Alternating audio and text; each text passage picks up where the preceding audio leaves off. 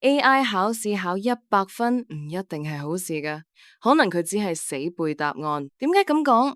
因為佢遇到未見過嘅新題目，就會即刻現形，完全唔識答。呢個現象喺 AI 領域叫做過耳合。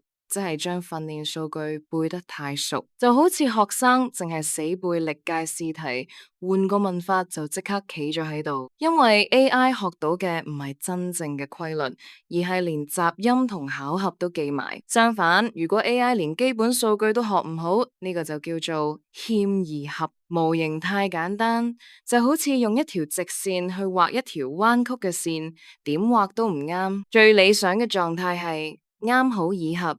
學到真正規律，預測新數據都好準。想避免過耳合，有咩方法啦？第一，我哋可以增加更多嘅訓練數據；第二，可以簡化個模型，或者加入淨則化，限制 AI 唔好諗得太複雜。第三，用 dropout 技術，隨機關閉部分神經元，逼 AI 學得全面啲。總括嚟講，平衡模型嘅易合程度係每一個 AI 工程師嘅基本功啊。